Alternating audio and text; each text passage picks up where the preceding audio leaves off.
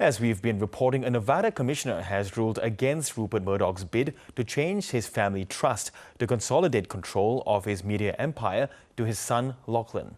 The decision means the trust will remain as it is, divided equally among Rupert's four eldest children after his death.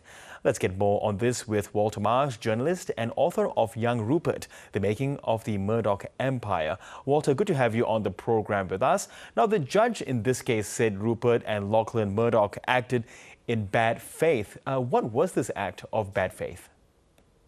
Yeah, it was a pretty brutal indictment of the case from what we've heard. The New York Times obviously reported a leaked summary of the trial, which went underway in Reno, Nevada a few months ago now. A very top secret, very hush-hush. But basically, Rupert and his son Lachlan tried to make the case that they should be allowed to rewrite the rules of what was supposed to be an unviable trust in order to entrench Rupert's influence, but also Lachlan's influence even after Rupert dies. So at the moment, Lachlan is the chair of the company, the CEO. He's Rupert's chosen heir, but he's really there, by the grace of his dad. They have a majority together in that family trust, but as soon as Rupert goes, so do his votes, and potentially Lachlan could be, outvoted, cooed even by his other siblings. One of which is James Murdoch, who's been pretty vocal about his feelings, his misgivings about the direction of the company, the media empire, especially its sort of right-leaning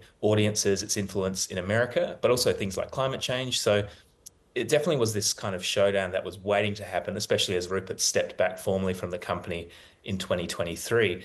And this was an attempt, they called it Project Harmony, to basically enshrine the continuity of that leadership even after Rupert has died. And, they called it Project Harmony. The commissioner in Nevada did make light of that fact. Didn't really have that desired effect at all. As he said, he called the whole argument a charade and in bad faith. Yes, and tell us, what's at stake here for Rupert Murdoch? We were talking about his media empire, News Corp and Fox Corp. What's at stake for Rupert in the context of, desperately wanting Lachlan to maintain control of it? Yeah, well, it's not really about money. They sold off, 20th Century Fox, a lot of those really big assets to Disney back in 2017. So no matter what happens, every Murdoch has, a billion or two worth in Disney shares to spare. But it's really as much a kind of a philosophical debate about the future of the Murdoch media empire and who decides what the Murdoch name means in the world. And you can see that Rupert obviously is trying to assert that influence even after he's not around to do so through Lachlan. Obviously Fox News remains extremely profitable. There was an argument, part of the argument that Lachlan and Rupert were putting forward was that they had to rewrite the rules of this trust, because if Lachlan was voted out and James, say, tried to take over, tried to assert his influence, tried to cut their ties with that right-wing audience, that very lucrative right-wing audience. Basically, the argument was that would be so bad for the profitability of the Murdoch media empire and all the other beneficiaries of that family trust, which includes Rupert's other daughters, his younger daughters, with Wendy Deng, who don't have voting rights. They've been disenfranchised, from the get-go. Basically, the argument was they had to do that to protect everyone's stake in these future profits that Fox News might bring in. The argument from, I guess, some of the other siblings would be, that's not money that we necessarily want if that's the influence that we're having in the world. But even when this case first kind of came to light in July, the playing field has changed dramatically. Trump has been re-elected. In some ways, maybe Lachlan's argument that, keeping that right-wing base on side sweet is good for the health of the media empire in the long run. But I guess the argument from his siblings is that that's not. They'd rather leave that money on the table. Yeah, so how much do you think Donald Trump might weigh into this, given his fondness, especially for Fox News and shows like Fox and Friends? Yeah, I mean, it's very interesting. I mean, we saw they kind of had this very fractured moment in the wake of the 2020 election. Fox News famously called Arizona, I think it was, quite early for Joe Biden. And obviously Trump didn't like that at all. There were reports from some corners that it was the Murdochs that basically made the call to, that this was the time to move away from Trump.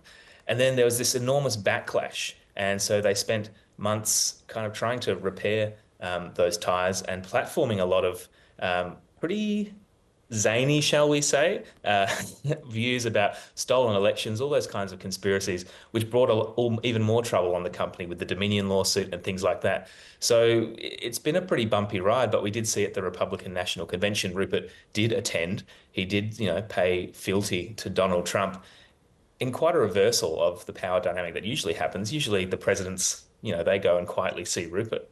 But the worm has turned, I suppose. But even in the context of the US election that we just saw, I thought it was interesting that, in previous elections, we've talked a lot about and heard a lot about how Fox News has had this huge influence over American politics, often in negative terms. But, when people were talking about the media in this election, who was the biggest, influencer? It wasn't Fox News, it was the Joe Rogan experience. So the landscape has changed in a lot of different ways. It's a very unpredictable time. The only, one inevitability is that Rupert Murdoch will die, and he will die relatively soon. He's in his early 90s. And so this court case in Nevada was really about trying to figure out, what that might look like. And in the end, all that it's done is basically entrench the status quo that we had 2 years ago, which was it might be a free-for-all. Yes. Now, Walter, of course, Rupert will, with whatever time he has left, will never give up without a fight, and Lachlan as well. So what's going to be next in terms of their avenues for appeal? Well, I think there's going to be some very strange Christmas lunches all around the country for the Murdoch family. But they have announced, or part of this new revelations today, is that Rupert and Lachlan do plan to appeal. I mean, there was a 96-page finding against them. So in pretty strong terms, their case doesn't hold a lot of water in the eyes of the probate commissioner. But, they've already thrown so much at it. At this point, it would make sense for them to keep, like a dog with a bone, to keep pushing it no matter what it does to the rest of their family dynamics. But it does seem like this is a huge win for the other three children, for James, Prudence and Elizabeth. And, the lines have been very firmly drawn, I think, at this stage. Yeah, Walter, Marsh, really good to get your thoughts on this succession battle. Thank you so much. Thank you. Have a good night.